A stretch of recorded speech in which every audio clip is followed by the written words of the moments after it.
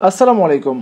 ভাত দেবার মুরাদ নাই, কিল দেবার গোসায়। শায়েখ আহমদুল্লাহর এই পোস্টটিকে ঘিরে এখন পর্যন্ত চলছে নানা তর্ক বিতর্ক এবং নানা আলোচনা সমালোচনা।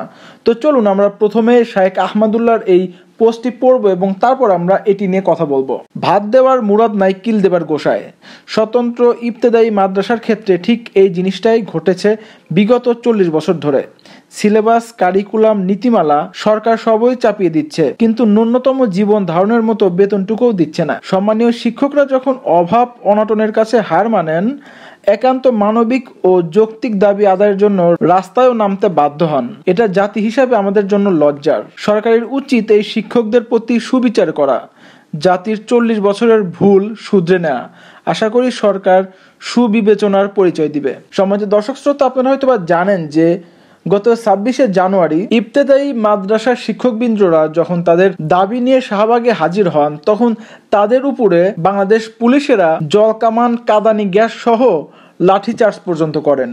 এখন আমার কথা হচ্ছে, কেউ যদি তাদের যৌক্তিক দাবি নিয়ে আন্দোলন করে, তবে কি তাদের উপর উল্টা আক্রমণ করতে হবে? আসলে বাংলাদেশ পুলিশের স্বভাবই যেন এমন। কেউ যদি তাদের যৌক্তিক দাবি নিয়ে রাস্তায় নামেন, তারা প্রথমেই তাদেরকে আক্রমণ করে বসে। তারা আসলে কেন রাস্তায় নেমেছে, তাদের দাবি কি, অথবা তাদের সেই দাবিগুলো মানার মতো কিনা অথবা মানার যোগ্য কিনা, সেগুলো না দেখেই বাংলাদেশ পুলিশেরা তাদের উপরে আক্রমণ শুরু করেন। তো এখন হয়তো অনেকে বলতে পারেন যে বাংলাদেশ পুলিশকে যদি পারমিশন না দেওয়া হয়, তাহলে হয়তোবা তারা আক্রমণ করতে পারেন না। হ্যাঁ, আমিও একমত, তাদেরকে পারমিশন না দিলে তারা আক্রমণ করতে পারেন না। তো প্রথমে এই সমস্যাগুলো সমাধান করা দরকার। যদি কেউ তাদের যৌক্তিক দাবি নিয়ে আন্দোলন করে, তাহলে সরকারের উচিত সেটিকে বিবেচনায় রাখা। উল্টা তাদেরকে আক্রমণ করে কি বোঝাতে চাচ্ছেন তারা? সম্মানিত দর্শক শ্রোতা, আপনারা জানেন যে ইবতেদায়ী মাদ্রাসা এটি জাতীয়করণ করার কথা আরো অনেক আগের থেকেই, কিন্তু প্রত্যেকটা সরকারই ঠিক একই কথা বলে যে জাতীয়করণ করা হবে, জাতীয়করণ করা হবে, কিন্তু দিন শেষে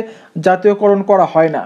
ইবতেদায়ী মাদ্রাসার শিক্ষকেরা তারা শুধুমাত্র বইটি পায়, তারা কোনো রকম বেতন ভাতা কোনো কিছুই পায় না।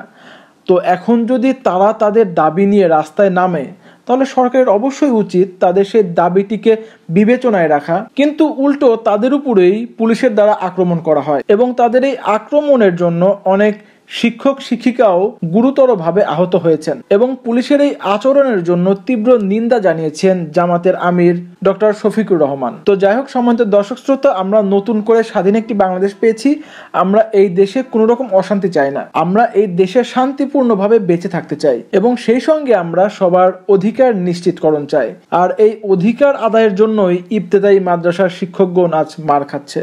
তো যাই হোক, সম্মানিত দর্শক শ্রোতা, আমি আশা করছি যে নতুন এই বাংলাদেশে সমস্ত সমস্যার সমাধান হবে। তো যাই হোক, সম্মানিত দর্শক শ্রোতা, এই ছিল আজকের ভিডিও। এতক্ষণ আমাদের সাথে থাকার জন্য সবাইকে অসংখ্য ধন্যবাদ। দেখা হবে পরবর্তী ভিডিওতে। সে পর্যন্ত ভালো থাকবেন, সুস্থ থাকবেন, আমাদের সাথেই থাকবেন। খোদা হাফেজ।